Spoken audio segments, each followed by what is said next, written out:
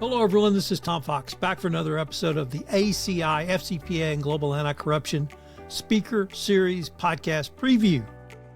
Whew. Today, I'm absolutely thrilled to have fellow U of M grad, Chuck Duross. Chuck, welcome to the pod. Thank you. Go Blue. How are you? Go Blue. So, I start with, what is your current role, Chuck? So I'm a partner in the Washington, D.C. office of Morrison & Forster, and along with a friend of yours, James Kukios, I co-chair our FCPA and Global Anti-Corruption practice here at MoFo. And could you give us a teaser of at least your part of your panel at the upcoming ACI-FCPA Conference? Sure. Well, so look, I'm very fortunate to be on a panel with a number of other really insightful panelists, both internal and external counsel, really talking about rethinking your investigations, internal investigations playbook.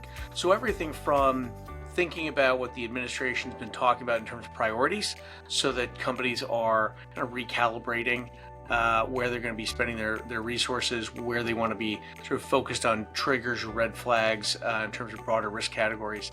And then also making sure that as they think about sort of the incentives that DOJ is talking about for voluntary disclosure, what those additional benefits may be, how they kind of think about risk and self-disclosure. And then lastly, sort of engaging external resources, whether that be outside counsel, forensic experts, investigators, or others, as you think about conducting internal investigations. So it should be interesting, lots of insights from my fellow colleagues, and I'm sure we'll have great feedback and input with the audience.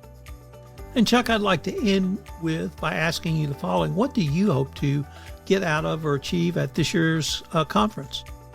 Well, historically, the conference has really been a great platform for a couple of things. Number one, getting insights from the administration in terms of how they're thinking about enforcement.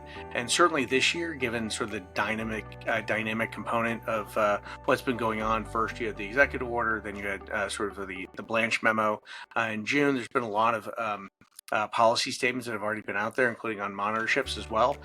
So to the extent that we'll be able to hear more and get greater insight from DOJ and other enforcement agencies, that'd be great. And then it's always been a great place to catch up with friends and colleagues and make some new friends.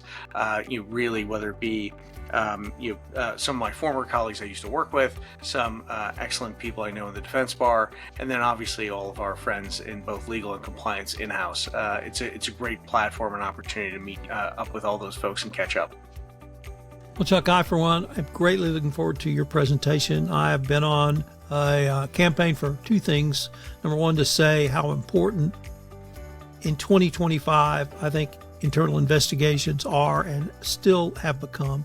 But even more importantly, I try to convince people, when you get a serious matter in, don't investigate it in-house. Bring in a serious investigative counsel to do so.